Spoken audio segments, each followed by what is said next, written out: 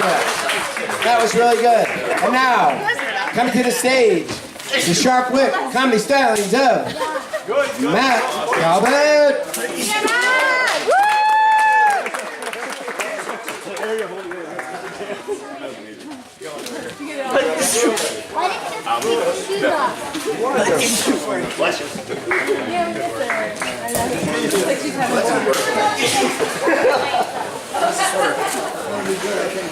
You have to get down on your knees.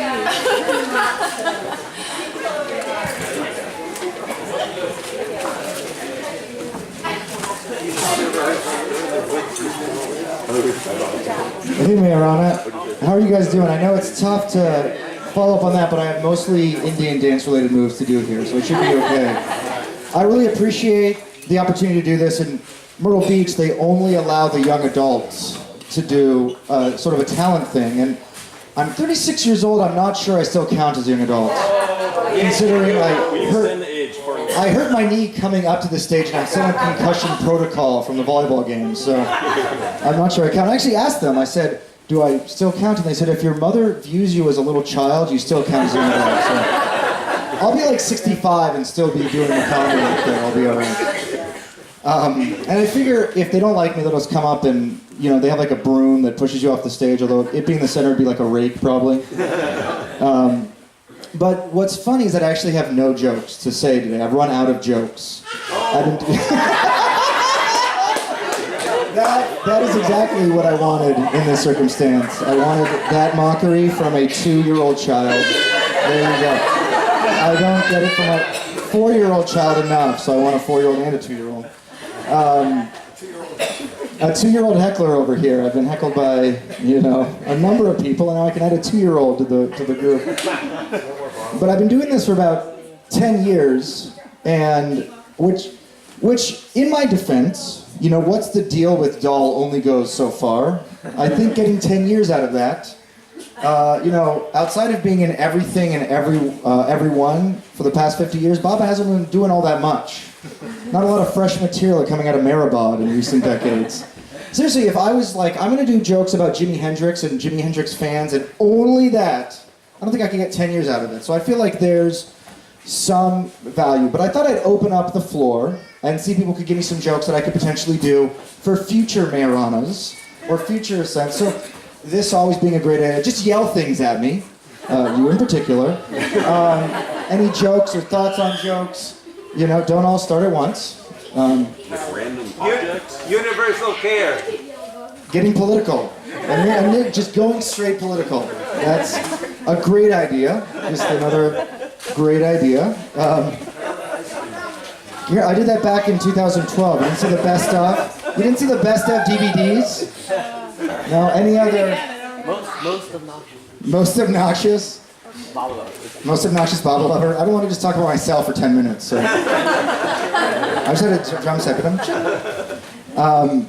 No, but I really appreciate the opportunity to be here, and I appreciate the opportunity to be able to hack into all of your phones.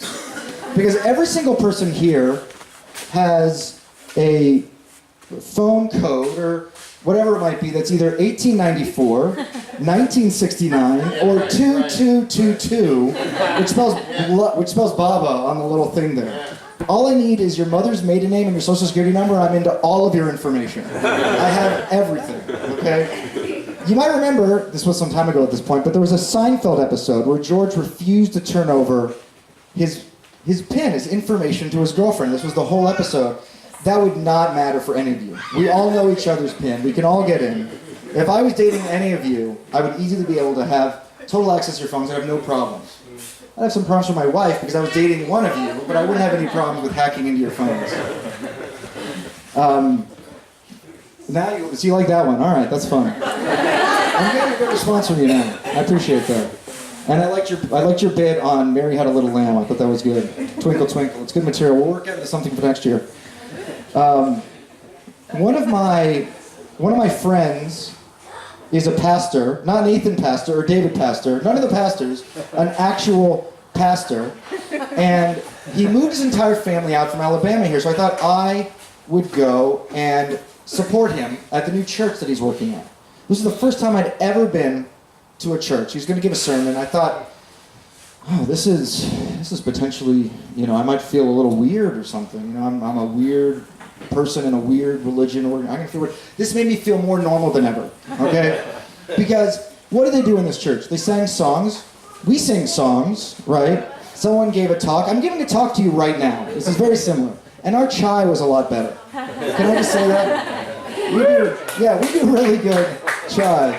As an aside, I was handing out some business cards there. He kind of got mad at me, and I said, if I can't hand out business cards to people at a church I don't belong to, as part of a religion I don't believe in, where can I hand out business cards?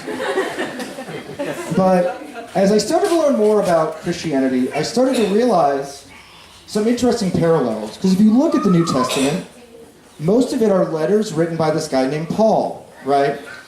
Now this guy openly admits that he never met Jesus.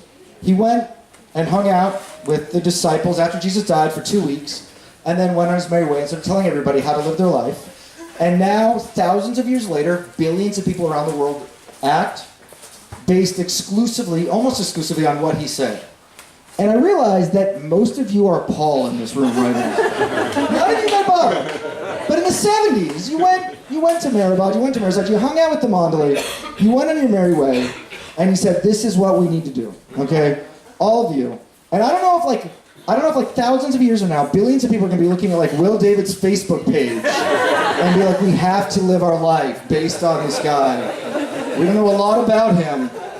Not a lot is. They're just going to be like looking at people's Facebook page and be like, we don't know who this Bernie Sanders guy is, but he's very important. Very important leader. A lot going on. Frankly, I don't trust a lot of you on Facebook. I've seen your Facebook. I don't trust you on a lot of issues. I don't trust you on whether vaccines cause autism. I don't trust you on whether 9/11 was an inside job, and I really don't trust you on whether vaccines cause 9/11. That really, I do not trust you. So, I've been going to Myrtle Beach. All right, I'll work on that one for next year. She's all right. She's okay. I've been going to Myrtle Beach basically since I was 3 months old, and yeah, you're right. That's true. And if you go there, there's a whole bunch of rules, and a lot of the rules make total sense. It's like, don't have open-toed shoes. Well, a snake could bite your feet, right, or something like that. But thank you for your important contribution to this event. But there's one rule that has always struck my eye and always been extremely confusing to me, and it says, don't do the I Ching. Now, before I continue, let's just get the joke out of the way. I get it. The I Ching is the Apple version of the Ching. We get that. All right, we've heard it 1,000 times. We don't have to do it again. Yeah, get it out of your system. Get it out of your system. We'll do that. Yeah, you're a doctor.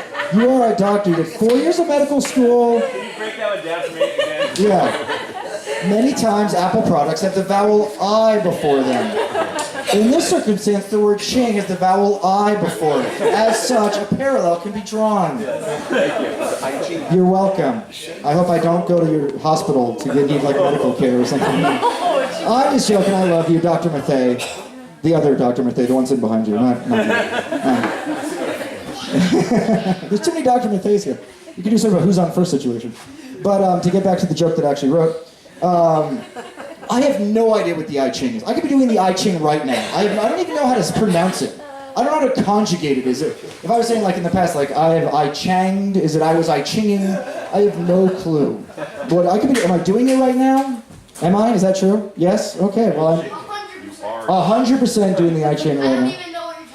I don't even know what I'm talking about, and I think I'm doing it. Does anybody know what the I Ching is?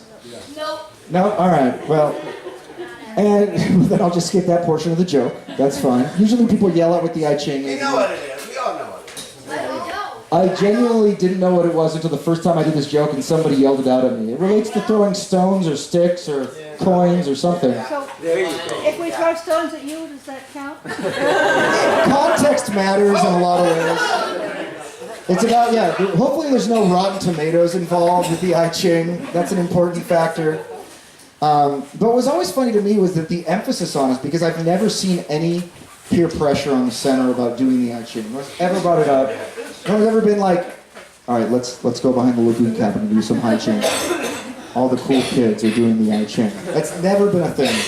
I wanted to thank you guys very much. I appreciate it. Thank you. Have a great day. All right, now Thomas. Yes.